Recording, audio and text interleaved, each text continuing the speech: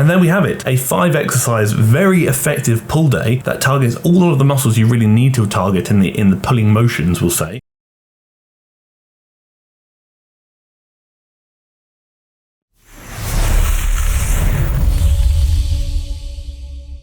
Over the next 10 minutes or so, I'm going to teach you essentially everything you need to know about back training. I'm going to do so following LeanBeefPatty's back workout and cycling video. Obviously, we're going to bin off the cycling, but we're going to talk about the back workout. I'm going to juice things up a bit by basically telling you how to train your back really effectively, which is further elaborated on in the TFNL upper body workout guide that has gone live recently, which is linked down below in the description, and the comment section, which can be found alongside the glute guide if either of those tickle your pickle. If you made it this far in the video, don't forget to like and potentially even tickle the subscribe button, otherwise I'll probably cry to my cat when the video ends. So as per, we're obviously no audio gang, because I think a lot of people said they actually prefer it when I don't listen to what the creator is saying and just give my raw input based on the exercises alone. So that's what we're going to do. So starting off with the lats pull down. This is an interesting one, slow task speed for dramatic effect. I like it. So the big thing here you'll notice, I've spoken about this in my training video with Beth, LeanBeefPatty's flaring her elbows. I like that. I'm going to tell you why. The lat pull down is a really interesting movement because it's quite exciting when I say, because the lat pull down essentially works both the upper back and the lats really effectively. The initial retraction of the scapula here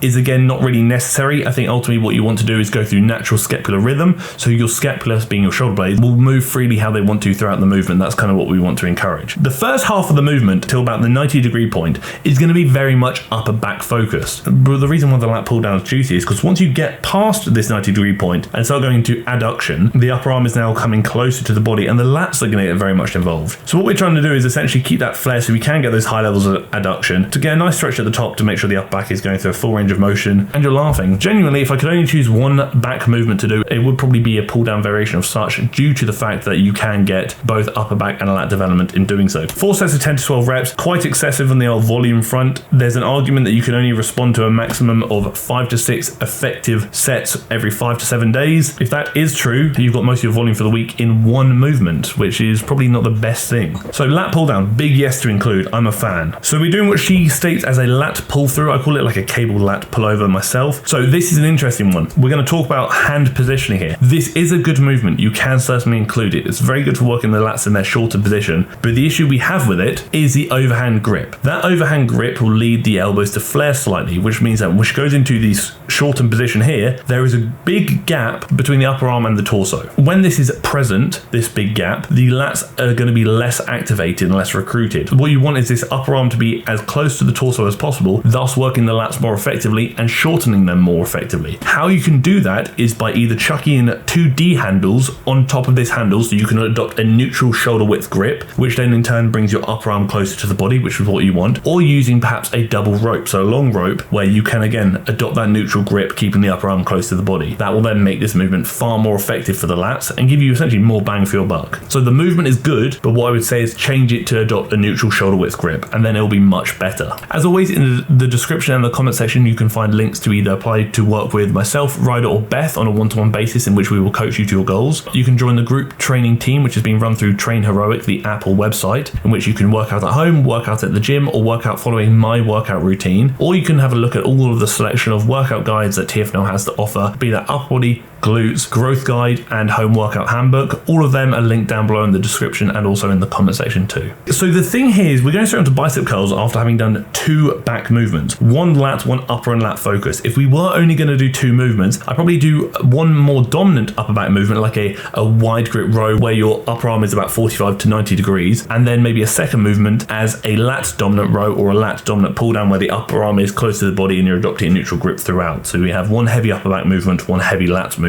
Again, like I said, if I was only doing 1, I'd probably do a pull down because it essentially gets both. The fact we're going to a standard dumbbell curl, I love it, I respect it. So alternating or both arm at times is completely up to you. You'll notice big thing here is she is not bringing her hand all the way up, because essentially your biceps kind of reach their juiciest, we'll say, during this movement around the mid position, which is when you're at about 90 degrees, so here. So we want to go a little bit beyond, but if you take it much further than that, you actually go into a point where you're almost resting because you're stacking your wrists on top of your elbows, therefore there's not really little tension on the muscle, muscle. Again, range of motion on this movement is fantastic. The movement choice is fantastic. What I would say is I probably hold the top a bit. At the moment she's kind of jumping through the top and she's kind of rushing it. I would definitely hold that contraction a bit more if you can, but the movement selection so far, with a few minor tweaks, is a pretty good time. So lateral raises on a back day is interesting. Usually lateral raises going on either a shoulder day or a push day of sorts, but you can throw them into a back day if you want to. There's no rule saying you can't. It's just an interesting combination. Again, she could definitely bring the arms a bit higher to make sure that she is essentially fully parallel with the floor. So again, it does seem like she's rushing the range of motion, and at the top she does this little jolt movement, which again takes a bit of emphasis away from the kind of peak contraction, when in fact I'd actually try and hold that position and not rush through it. The lateral raise is a good movement, I can't fault it. We're doing some forearm isolated curls, so essentially some wrist curls. Again, if you want to work your forearms directly, you can certainly do wrist curl variations. Do you need to? Absolutely not. Your forearms do get heavily worked through any movement which requires grip. Even if you are using straps, just because you're using straps doesn't mean your forearms are just going to be turned off. They're not. It's just going to reduce how involved they actually are. Number of exercises, 5 exercises. I respect it, I like it, I'm a big fan. The amount of volume, again, a bit too juicy for me. You've got things like 4 sets here, 4 sets there. It's a bit much. Typically most of my volume peaks around the 2 sets mark in most cases, but that's just my preference. If I'm going to structure what I deem to be a really effective pull workout, 5 movements, so stick with the 5 movement trend. For me and my weaknesses, I'm going to start with some rear delt flies. So I'm going to do 1 set of probably about 8 to 15 reps on the rear delt flies. This is partly to get my shoulders moving well, but it's also partly because my rear delts are a bit of a weakness for myself and for a lot of people actually. Therefore, I want to start with them because exercise sequencing is very important. The movements you start with tend to yield a better hypertrophy stimulus than the movements you finish with, again provided intensity and other variables are the same. Next exercise, I'm going to go into a lat dominant movement. I'm probably going to go into a pull down in the sagittal plane, in which I'm going to do like an iliac pull down, which is arguably not the iliac pull down, it might actually be a thoracic lat pull down, but I'm going to do a neutral grip sagittal plane pull down. Sagittal plane essentially means in front of you, frontal plane means out to the side, so sagittal,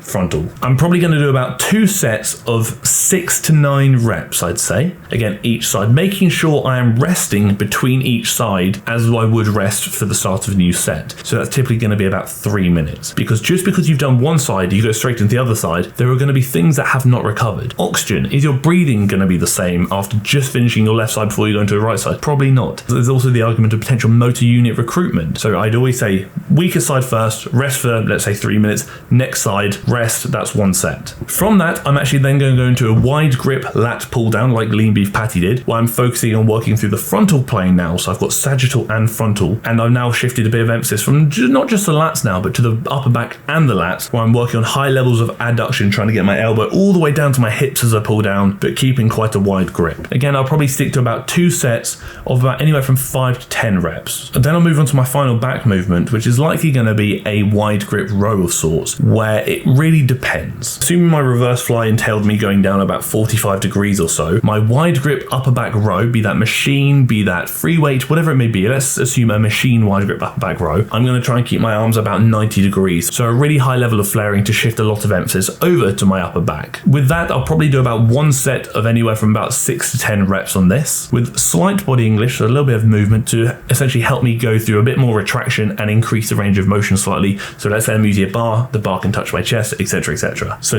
far we've got a rear delt fly, 45 arms at 45 degrees, a sagittal plane pull down, so let's say iliac pull downs, 1 arm at a time, neutral grip, a wide grip lat pull down, so in the frontal plane, overhand grip. We've then got a wide grip upper back row, again overhand grip, arms about 90 degrees. I'm going to finish off with 1 movement, which is going to be a bicep curl. So for this, I'm going to do a standard dumbbell curl, just like LeanBeefPatty did. I'm going to do 2 sets, 6 to 9 reps. Then we're done. 5 movements. Assuming we've done 1 for the upper back and 1 for the rear delts, we're going to go through a total of 8 sets in that workout, and I'll repeat another upper body focused workout later in the week, in which I will obviously target the biceps and the back again to make sure I'm training them twice a week because I want to. And then we have it, a 5 exercise, very effective pull day that targets all of the muscles you really need to target in the pulling motions, we'll say. The workout itself should probably take you about 45 to 60 minutes, provided you're resting for long enough. Ensure that all movements are, let's say, taken 2, if not close to failure. Technique is good, and every week you do it, you try and push a little bit harder. Extra rep here, here, extra weight here. Do that for some period of time and you're going to be laughing. The workout that Lean Beef Patty did, certainly good, certainly juicy, very short, quite effective, a few movements to be changed here and there, like the hand positioning on the